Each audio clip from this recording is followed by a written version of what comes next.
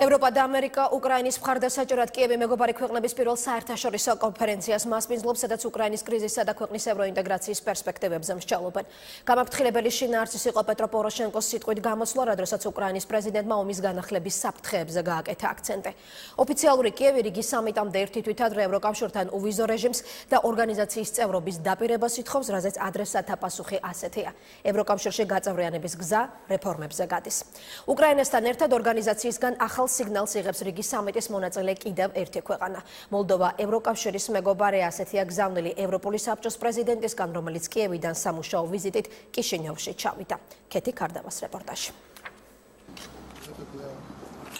ევროპული საბჭოს პრეზიდენტმა რეფორმების გაგრძელებისკენ უკრაინის შემდეგ მოლდოვას მოუწოდა.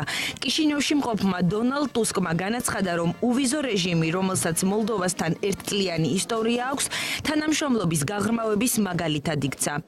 მე ვიმყოფები მოლდოვის რესპუბლიკაში იმის დასტურად, რომ მოლდოვა ევროკავშირის მთავარი ასოცირებული პარტნიორია. თქვენ უნდა გქონდეთ ჩვენი მხარდაჭერის იმედი. ევროკავშირსა და მოლდოვას შორის გასულ წელს ტვირთბრუნვის გაზრდა არის მაჩვენებელი იმის, რომ ჩვენ სწორი მიმართულებით მივდივართ.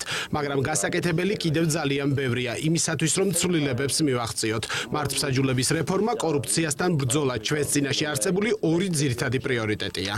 ტუსკმა აღნიშნა, რომ მოლდოვა ქვეყნის შიგნითაც სირთულეების წინაშე დგას და რეგიონალური არასტაბილურობაც დაბრკოლებებს უქმნის. პრეზიდენტებმა პრესკონფერენციაზე განაცხადეს, რომ რიგის სამიტი ძირითადი თემა იყო და ინტენსიური მოლაპარაკებების გაგრძელებაზე შეთანხმდნენ, რომლის დასტურიც აღმოსავლეთ პარტნიორობის მაისის სამიტი იქნება. ტუსკს არაფერი უთქვამს ასოცირებული მოლდოვას ევროპულ პერსპექტივაზე. ევროკავშირი აღმოსავლეთ პარტნიორებისთვის კარს ღიას ტოვებს, თუმცა ასოცირებული ქვეყნების წევრობის მიმართ ერთნაირი მიდგომა აქვს. წევრობამდე დიდი გზაა გასავლელი და ევროკავშირშიც ამ თემაზე კონსენსუსია საჭირო.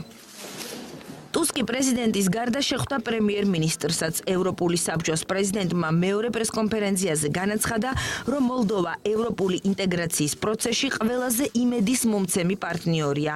ეს კი დასტურია იმის, რომ ქვეყანა სწორ გზაზე დგას.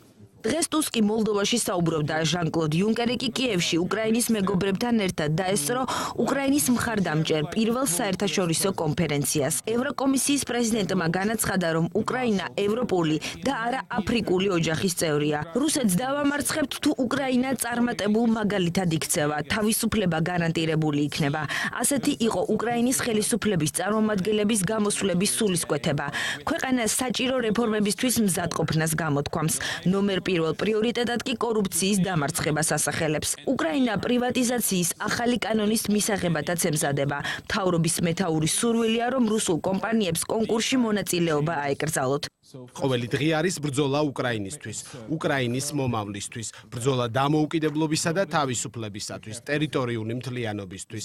მეორე, ყოველი დღე არის ბრძოლა უკრაინის ეკონომიკის გადასარჩენად, კორუფციის დასაძლევად. ერთადერთი რამ რისიც ჩვენ უნდა გვეშინოდეს, ეს თავად შიშია. მე მჯერა, რომ უკრაინა სიძნელეებს გადალახავს.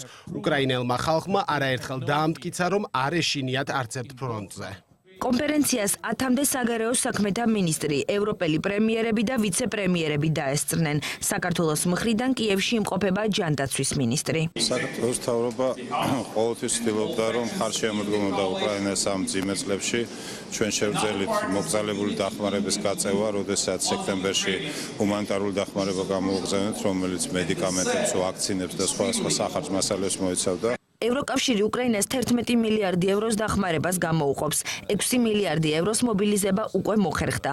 ფინანსურ დახმარებას მიიღებს უკრაინა შეერთებული შტატებიდანაც. კონფერენციას დღეს ჯო ბაიდენმა მიმართა. ვიცე-პრეზიდენტმა განაცხადა, რომ უკრაინა რეფორმების გაგრძელების სანაცვლოდ ვაშინგტონიდან $2 მილიარდ მიიღებს. God bless the brave people of Ukraine, and may God bless the United States of America, and may God protect all of our troops.